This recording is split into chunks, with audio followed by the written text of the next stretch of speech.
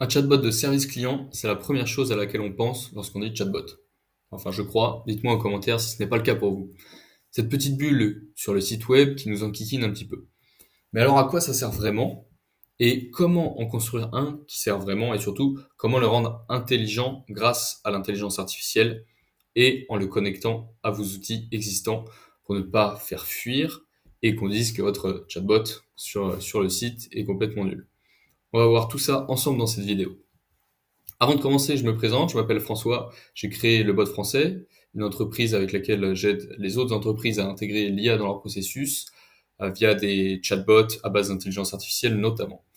Toutes les informations pour me contacter sont dans la description, le site et l'adresse mail. Vous pouvez me contacter facilement. On est parti. Alors, avant de mettre les mains dans le cambouis et de construire notre propre chatbot, arrêtons-nous une petite minute. Pourquoi est-ce que tant d'entreprises, des plus petites aux plus grandes, investissent du temps et de l'argent dans ces outils? Est-ce que c'est juste un effet de mode ou est-ce qu'il y a de réels avantages? La réponse, c'est qu'un bon chatbot de support client, bien conçu, peut apporter une valeur considérable. On va voir ensemble les principaux bénéfices. Le premier, c'est une disponibilité 24 heures sur 24, 7 jours sur 7. C'est une évidence, votre entreprise elle va pouvoir répondre aux questions de base et prendre en charge les demandes, même quand votre équipe dort ou soit en week-end, donc tout le temps en fait. Fini le client qui doit attendre le lundi que le week-end passe pour une question simple. Il va avoir une réponse instantanée. On arrive sur le deuxième point. Pour les questions fréquentes, le chatbot peut fournir une réponse immédiatement, ce qui n'est pas le cas d'un service client classique. Donc on n'a plus besoin d'attendre dans une file d'attente, que ce soit téléphonique ou par email, pour savoir pour avoir des informations qui sont relativement simples. Le troisième point, ça va être l'efficacité et la réduction des coûts. Un chatbot peut gérer plusieurs conversations en même temps, donc simultanément, et automatiser les tâches répétitives. Ça libère vos agents humains pour qu'ils se concentrent sur des problèmes plus complexes, là où l'expertise de l'humain est vraiment nécessaire. Donc on a moins de temps passé sur les choses simples et répétitives, c'est-à-dire plus de choses pour les choses complexes et à forte valeur ajoutée, et on a aussi une optimisation des ressources. Le point 4, c'est l'amélioration de l'expérience client quand c'est bien fait. Donc un client qui obtient une réponse rapide et pertinente, même à 2 heures du matin, et un client qui va être potentiellement plus satisfait. Le chatbot peut aussi servir de premier point de contact pour qualifier la demande avant de la transmettre à un bon service. Donc on va avoir un processus qui est plus fluide de ce fait. Et le cinquième et dernier point que je vais énoncer ici, c'est la collecte d'informations. Un chatbot peut facilement collecter des informations initiales sur le client lui-même, son problème, des feedbacks, etc., qui peuvent être utilisés pour améliorer ensuite vos services ou tout simplement pour générer des prospects qui vont devenir des clients par la suite. Mais, et c'est là que l'intro prend tout son sens, tous ces avantages ne sont possibles que si le chatbot est effectivement efficace, qu'il est pertinent et qu'il est intelligent. Un chatbot qui est mal conçu, comme on en voit sur la plupart des sites, qui ne comprend rien, qui tourne en boucle, aura un effet inverse, il va frustrer l'utilisateur, il va frustrer le client, nuire à votre image, et c'est d'ailleurs le premier frein quand on parle de chatbot, finalement, on a tous cette image d'un chatbot qui va être assez peu compétent. C'est pour ça aujourd'hui on va pas construire juste un chatbot, on va voir comment construire un chatbot qui sert vraiment à quelque chose, en commençant par une structure simple mais efficace, en combinant une base de connaissances et la possibilité de créer un ticket de support. Et d'ailleurs, j'en profite pour vous dire que si vous trouvez que vous apprenez des choses grâce à cette vidéo, que je vous apporte de la valeur, abonnez-vous, laissez un like, un commentaire, partagez la vidéo pour qu'un maximum de gens puissent la voir. Ça m'aide énormément à pouvoir continuer à faire des vidéos de qualité qui, je l'espère, vous apportent un maximum de valeur. Merci d'avance et on continue. On revient à notre chatbot. Et donc justement, je parlais structure. Quelle structure on va mettre en place? On va regarder ça ensemble avec un petit schéma. J'ai créé un petit schéma ici de flux utilisateur, un petit peu. Donc on va avoir l'utilisateur qui clique sur notre bulle de chat, sur notre site web, mais ça peut être aussi un chatbot qu'on va intégrer sur WhatsApp ou sur d'autres réseaux sociaux. Le bot va donc répondre avec un message de bienvenue. Et puis l'utilisateur va saisir une demande, donc ça peut être une question. Et donc là, on va avoir une partie d'analyse de l'intention de l'utilisateur. Donc si c'est une question générale, enfin dans tous les cas, on va essayer d'aller chercher les informations qui sont présentes dans notre base de connaissances.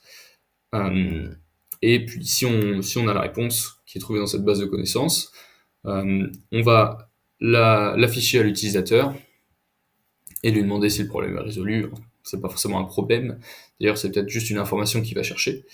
Et dans un second cas, on va potentiellement lui proposer l'option d'envoyer un ticket au support directement. Voilà, donc là on a ensuite le flux pour aller créer un ticket. On va avoir besoin de son nom, de son email, d'une description du problème ou de la demande, et ensuite une validation par le bot, et on va envoyer typiquement à Zendesk les informations nécessaires. Voilà, donc globalement c'est la structure qu'on va réaliser aujourd'hui, et je vais réaliser ce chatbot avec BotPress. Donc si vous n'avez pas de compte, vous pouvez vous en créer un. J'ai un lien affilié qui est dans la description et dans les commentaires. C'est aussi un moyen de me soutenir. C'est complètement gratuit d'ailleurs. Voilà, il y a un plan gratuit qui dispose, je dirais 95% des fonctionnalités de la plateforme, qui est largement suffisant pour créer quelque chose. Et ensuite, le seul coût que vous aurez éventuellement, c'est d'acheter des messages par exemple ou des tokens pour l'IA. Donc on se retrouve sur un workspace BotPress. On va créer notre bot qu'on va appeler support client. On va attendre qu'il se crée et puis ensuite on va ouvrir dans le studio. L'interface du bot a chargé, donc on arrive sur cette interface. Là je vais pas détailler l'interface, je l'ai déjà fait dans une autre vidéo qui date un peu, qui s'affiche en haut à droite de l'écran. Et je vais bientôt faire une mise à jour de cette vidéo, donc restez à l'affût sur ça. Donc on arrive sur cette interface, on va découvrir un petit peu ce qui nous intéresse. Hop. Donc là, on voit qu'on a un nœud autonome. Je vais supprimer ça. Il s'appelle Autonomous Node avec une carte Search Knowledge. Donc nous, on va utiliser ce nœud autonome qui est globalement un agent autonome qui va permettre d'avoir une conversation fluide, comme si vous discutiez avec ChatGPT finalement.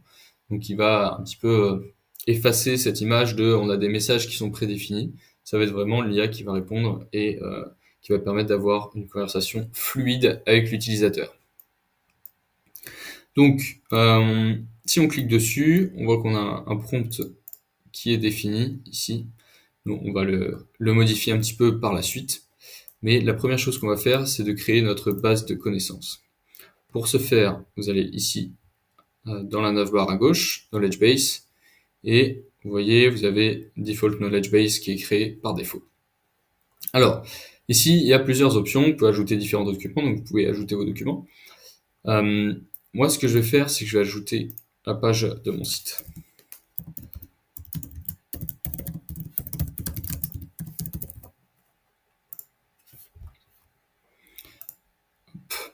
J'ajoute, et ça va directement aller crawler la page de mon site, récupérer les informations. Là on voit c'est en train d'indexer, ça travaille un petit peu, c'est normal, et ça va être assez vite fini. Hop, c'est OK.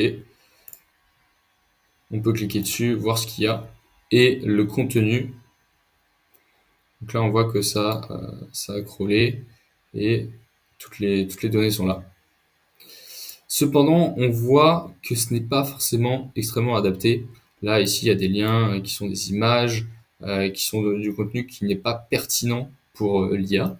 Donc, je vais choisir une deuxième méthode. J'ai créé un scrapper ici que j'ai détaillé dans une vidéo qui s'affiche en haut à droite de votre écran, vous pouvez aller voir, qui va utiliser une librairie Python et qui va permettre de scraper directement des sites et d'avoir un contenu qui est propre pour l'IA et qui est structuré en Markdown. Et donc, ça permet d'éviter toutes ces différentes voilà, ces liens, ces choses qui sont pas pertinentes pour l'IA dans notre contexte. Ce que je vais faire, c'est que je vais supprimer ça. Je vais ajouter mon fichier. Donc, ça va être directement un document.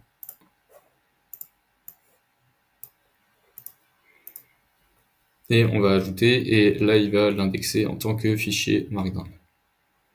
Et on pourra aller voir ensuite ce que ça contient.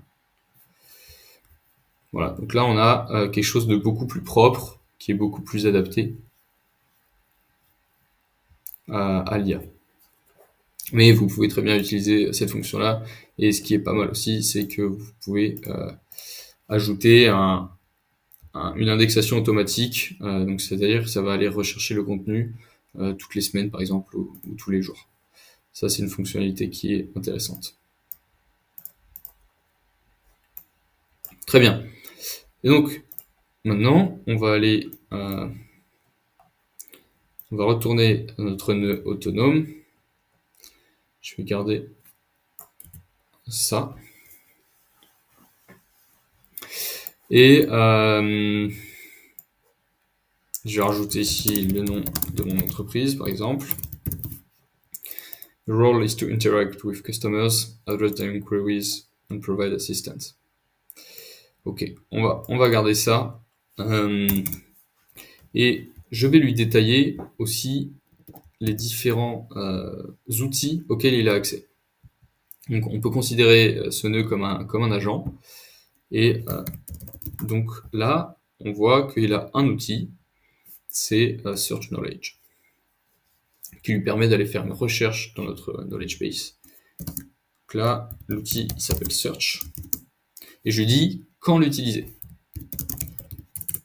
Use this tool to retrieve useful information to answer the user's inquiries. Très bien. Donc là, on a un prompt qui est tout simple, mais qui est structuré. Encore une fois, on utilise le Markdown. Donc le Markdown, ce sont ces dièses. Le tiret, ça fait partie aussi pour faire des listes. On peut mettre des mots en gras avec étoile, étoile, typiquement. Donc voilà, ça va indiquer à l'IA qu'il y a une structure, c'est beaucoup plus clair et ça permet d'améliorer les performances du prompt. Donc très important. Et on peut aller directement tester ça dans le studio. J'envoie un message. Là, j'ai envoyé mon message en anglais, donc il répond en anglais.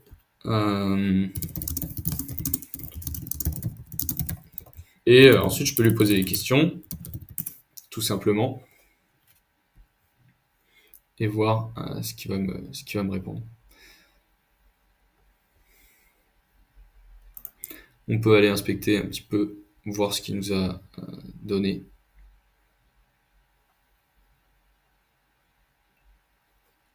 Voilà.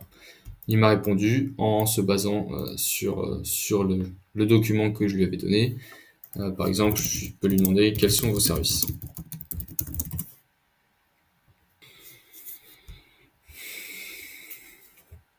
Ok, le bot français propose une gamme de services adaptés aux besoins des entreprises, développement de solutions IA, etc. Donc là, il a complètement répondu. Voilà, à partir de la base de connaissances que je lui avais donnée, on peut voir qu'il a bien utilisé l'outil que je lui avais mentionné, donc l'outil Search, et qu'il a répondu en se basant dessus. Donc cette partie-là, c'est bon. Et on voit aussi, comme je vous disais, qu'on a une conversation, que ce sont pas c'est pas un chemin qui est prédéfini. Ça permet d'avoir une vraie conversation, une vraie interaction qui est fluide entre l'utilisateur et ce chatbot. Et ça fait quand même une différence majeure. Maintenant, on va passer à l'étape suivante. On va créer un nouveau workflow et on va l'appeler, clic droit, rename, send ticket to support, par exemple. Donc, ça va être notre workflow qui va gérer l'envoi d'un ticket au support. Alors, de quoi on a besoin quand on va envoyer un ticket au support? On va avoir besoin du nom de l'utilisateur, de son adresse mail pour le recontacter. On va ajouter une nouvelle carte ici pour récupérer de l'information. On descend un petit peu, on voit Capture Information. Donc moi, ce qui m'intéresse ici, je vais prendre Raw Input. Et ensuite, je vais en mettre directement un deuxième. Parce que je sais que j'ai besoin de récupérer deux choses. Hop, je clique ici pour avoir un peu plus de détails. Je désactive la recherche. Je n'ai pas besoin de faire une recherche dans ma knowledge base pour ces deux questions-là. Ok. Et maintenant, je vais lui dire, afin d'envoyer le ticket au support, j'ai besoin de votre nom complet. Ensuite, je vais créer une variable pour sauvegarder ce nom. Donc, je vais l'appeler full name, par exemple. Et donc ça va enregistrer ici. Et ensuite, pouvez-vous préciser votre demande? Et donc là, je vais créer une variable qui va encore sauvegarder cette demande et je vais l'appeler question par exemple. Hop. Donc là, j'ai mes deux variables. Ici, je peux renommer mon nœud. Parfait. Et ensuite, je veux envoyer mon ticket au support. Donc, je veux l'envoyer si on prend l'exemple de Zendesk. Alors, pour ce faire, je vais aller chercher l'intégration Zendesk. Donc, je clique dans Explore Hub ici. Et je vais aller rechercher mon intégration Zendesk qui m'intéresse. Donc là, on a un hub avec beaucoup d'intégration. Vous pouvez chercher les outils qui vous intéressent.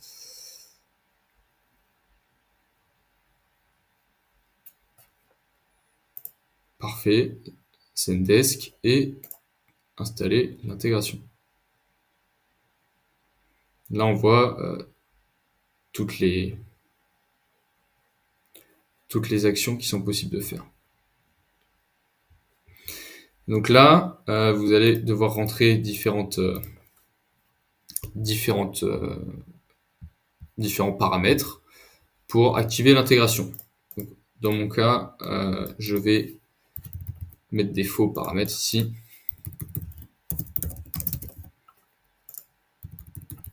Hop. Et je vais sauvegarder la configuration pour y avoir accès. Vous, il faudrait évidemment vraiment connecter le compte pour pouvoir envoyer des tickets.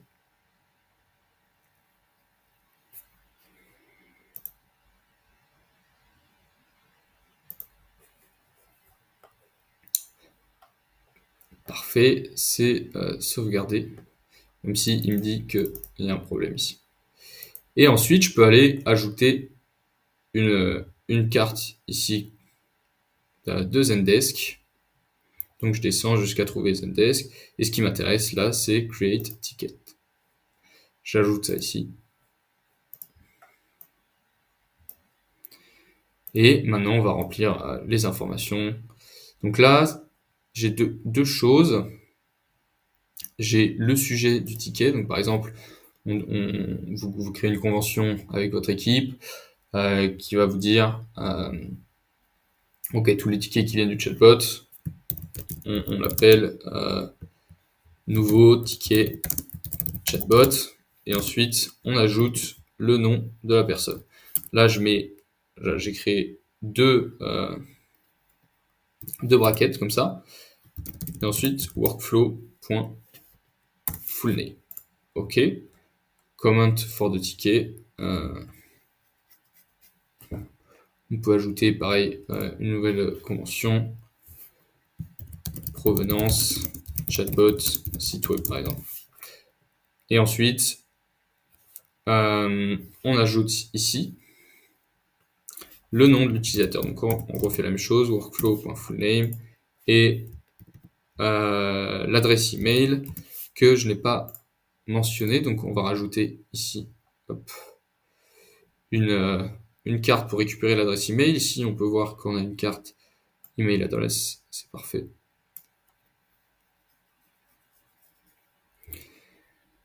Ok, je veux la ramener là.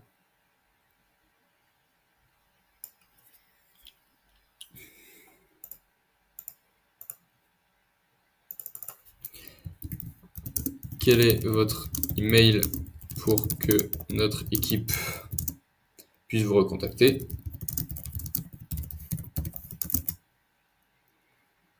Je vais créer une variable email. Hop, je vais encore désactiver ici. Et comme ça, je vais pouvoir ici mettre email. Donc, comment for the ticket, en fait, on va mettre la question de l'utilisateur. Workflow.question. Et donc là, ça va envoyer le ticket à Zendesk. Ce qu'on va faire maintenant, c'est que notre nœud autonome il puisse accéder à ce workflow, puisque notre nœud autonome, c'est un peu le gestionnaire de notre chatbot ici. Je descends tout en bas, je sélectionne mon workflow, et donc là, ce que ça va faire, c'est que ça va l'ajouter en tant qu'outil. Donc je vais aller mettre un petit peu mon workflow à jour. Je vais les rajouter dans ces tools. Je vais les rajouter en gras, donc send ticket to support. Je vais dire use this tool when you don't have an information or when the user wants to reach out to the support. Alors vous pouvez aussi écrire votre prompt en français. Voilà, moi après quelques tests, j'ai vu que sur certaines choses, c'était pas mal de l'écrire en anglais, sachant que le prompt de base général est écrit en anglais. On va laisser comme ça, on va voir. Ce qui est bien aussi pour construire un prompt, je ferai peut-être une vidéo dessus, mais c'est d'y aller progressivement, c'est-à-dire pas ajouter trop d'informations, voir s'il se débrouille comme ça. Et une dernière chose avant, c'est qu'on va aller aussi voir un petit peu le modèle. Donc vous allez pouvoir aller dans les paramètres, descendre un petit peu, et là on voit qu'on utilise GPT-4o, qui est le modèle référencé comme étant best model, best LLM. Ici, je vais venir changer et je vais venir sélectionner GPT-4.1 mini, qui est un des nouveaux modèles, en tout cas un modèle récent de OpenAI, qui est très performant et qui est assez peu coûteux. Voilà, 0,4 $ en entrée, 1,6 en sortie pour 1 million de tokens à chaque fois. C'est très raisonnable. Et on pourra même utiliser pour ce genre de cas d'utilisation qui sont très simples, GPT-4.1 Nano, ou encore les modèles de Google, voilà, ici, Gemini 2.0 Flash, qui sont encore moins chers. Voilà, si vous voulez un petit peu des comparaisons sur les modèles, j'ai fait une vidéo à ce sujet qui s'affiche encore une fois par ici. N'hésitez pas à aller la voir et à me dire ce que vous en pensez. Donc on va retester notre chatbot.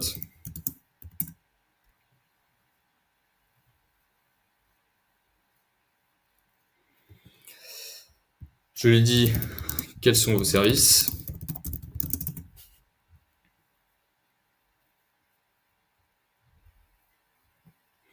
Il cherche dans sa base de connaissances et il va me répondre. Hop, il me répond encore une fois. Est-ce que je peux contacter un humain, par exemple?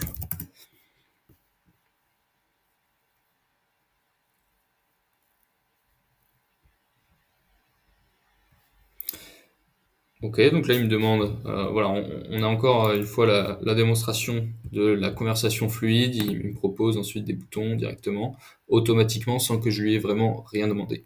Donc il construit la conversation. Et là, on va voir ce qu'il fait. Contacter un humain. Et là, on voit qu'on est passé dans le workflow Send Ticket to Support. Donc là, on est rentré dans ce workflow. Et il me demande mon nom complet. Je lui donne mon nom, mon adresse email. Là, cette fois, on a les messages qui sont prédéfinis, mais on pourrait imaginer un autre nœud autonome dans le workflow.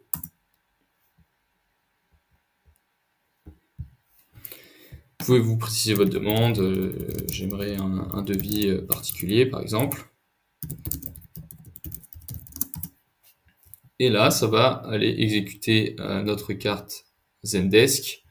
Là, il me dit qu'il y a une erreur parce que j'ai pas connecté de la bonne manière à Zendesk, mais c'est pas grave. Et là, il me répond, votre demande de devis particulier a bien été transmise à notre équipe de support humain, etc. Et là, on peut continuer la conversation.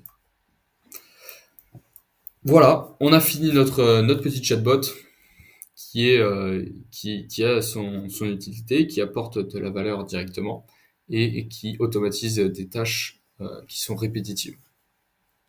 Une dernière chose à faire, on clique sur publier et ça va publier le bot, et ensuite il faudra l'intégrer sur le site web. Il suffit de retourner ici sur le workspace, de cliquer sur notre bot pour le sélectionner et d'aller dans WebChat.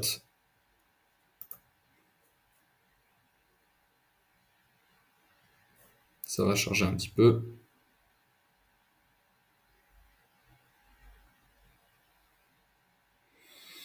Donc là, on voit qu'on a notre chatbot et on va aller dans l'onglet Share. Et il suffit, donc là vous pouvez partager ce lien, ça va l'avoir en pleine page, ou alors vous cliquez ici pour copier les petits scripts et vous l'intégrez dans le code de votre page web et vous aurez une petite bulle qui va apparaître. Notre chatbot a bien été publié, donc vous pouvez le publier sur le site web et c'est parti.